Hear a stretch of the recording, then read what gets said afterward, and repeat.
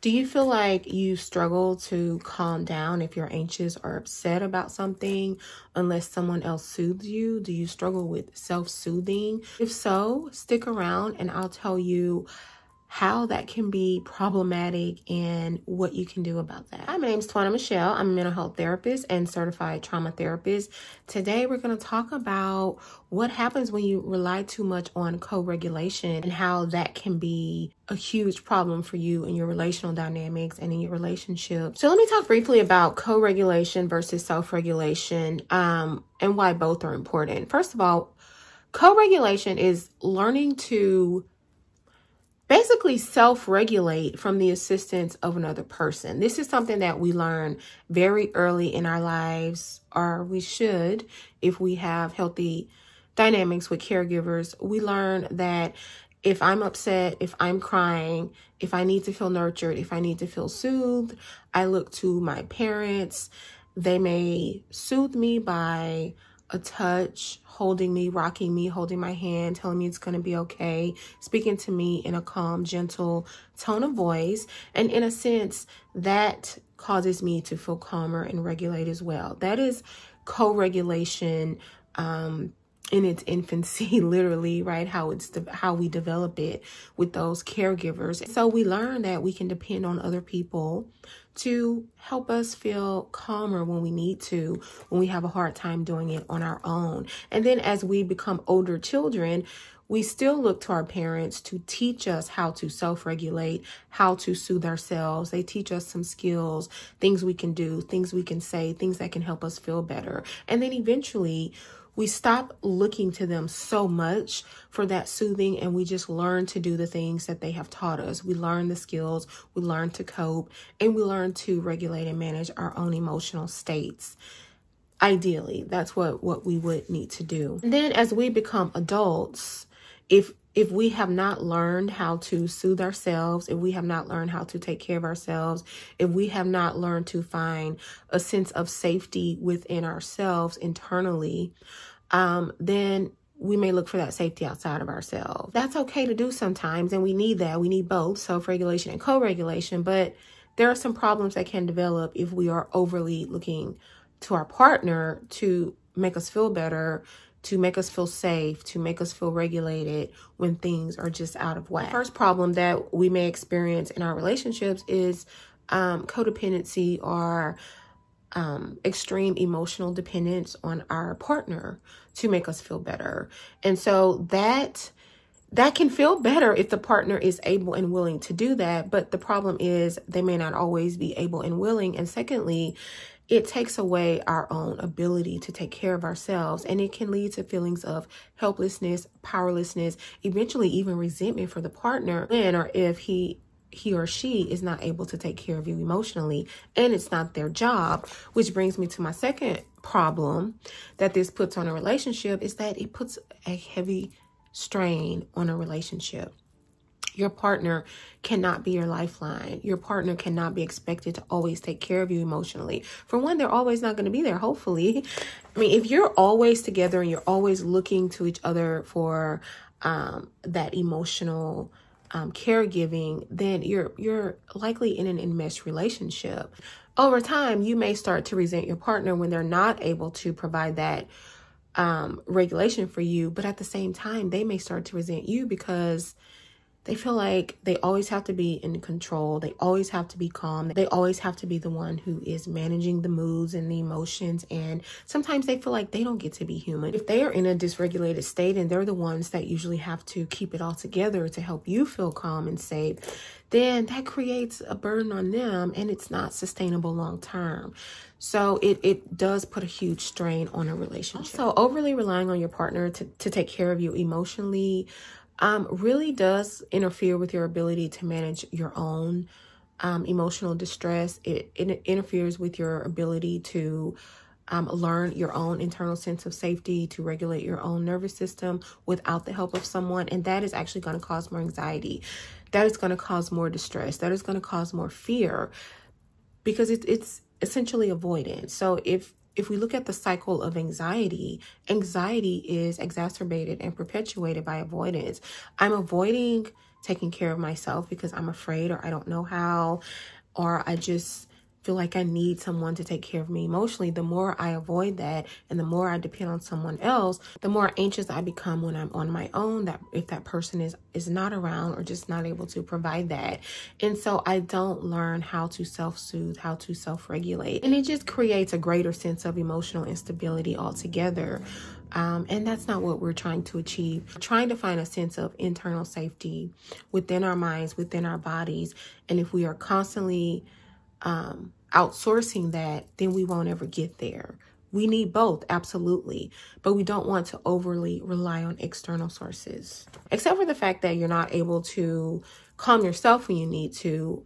It may not feel like such a big deal to you, but to your partner, it really can become overwhelming. It can become frustrating, and it can push them away. Sometimes we are trying to hold on so tightly to someone because we feel a desperate need to feel loved and to be seen by them. And that alone helps us feel regulated and helps us feel better just in a personal space. So it's like we need that connection in order to feel safe. But the reality is we're actually sabotaging and potentially jeopardizing that relationship by overly relying on that person, and we end up pushing them away, and we end up losing potentially the very thing, the very person, the very relationship that our sense of safety has been dependent on. A balanced relationship where you're both able to regulate your own emotional states and co-regulate with your partner, it's healthy. Because we need both, right? We are meant to have connections. We are meant to exist in community. We are meant to rely on people close to us, people that we trust, people that we're able to be vulnerable with. We're supposed to be able to rely on them, in those really difficult moments when we're just not able to take care of ourselves or regulate our emotional states in the way that we might want to. And that's okay. It's okay when it happens sometimes, and it's okay when it happens both ways.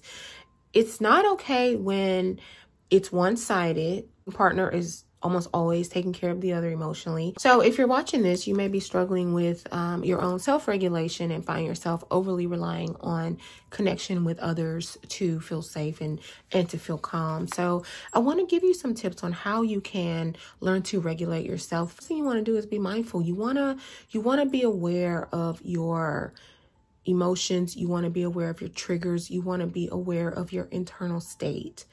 You want to pay attention to what you're feeling within your body, what you're feeling emotionally. What are your thoughts when you start to get dysregulated? You want to pay attention to what type of circumstances, what type of environment, what type of people tend to throw you off balance, so that you can have some awareness of what those triggers are and what it feels like when you're starting to become dysregulated. We need to have some tools that are going to help us physiologically get into a parasympathetic state where we are calmer or balanced again. Helpful tools could be breathing techniques. Breath work actually helps you kind of regulate your breathing. When we are in a fight or flight state, our breathing becomes more shallow. Our breathing becomes more rapid. Getting your breathing under control is one of the easiest ways to regulate yourself. Another tool is grounding techniques. Grounding yourself in your environment physically, using your senses to notice where you are, to bring yourself back into the present so that you're aware that you are safe. Meditation is a great tool, especially if you learn to meditate consistently. Meditation helps us sit with ourselves, quiet our minds. It makes our nervous system more flexible because we're able to go to these calm states, and then we're able to come out of them, and then we're able to go back into them. We learn to go in and out of states of awareness, states of consciousness, and states of calmness through the practice of meditation. Another tool to self-regulate is emotional resilience and emotional tolerance. Building your tolerance to experience your emotions is so helpful. Now, you don't want to just do this without having any awareness of what your tolerance is, because that can be re-traumatizing. But you may have heard the saying, you have to feel it to heal it. Well, you kind of do, but you have to feel it in a safe way. You can also feel it in a re-traumatizing way that's going to do further damage. That's not what you want. once you have the tools that help you regulate, then you're able to sit with your emotions longer. You're able to feel fear. You're able to feel sadness. You're able to feel disappointment. You're able to feel frustration, anger, without feeling so overwhelmed, without feeling a need to react, without feeling a sense of desperation that I have to do something, right? That's what the fight or flight is. I have to do something. There's a threat. I got to run away, or I got to fight, or I got to freeze, or I got to fawn or do something to take care of the threat, to protect myself. As you build your emotional resilience, you discover that emotional, even intense emotional states don't necessarily mean that there is a threat. So you also, as you're doing this, especially with the practice of mindfulness, you learn to distinguish between what feels like a threat and what is an actual threat.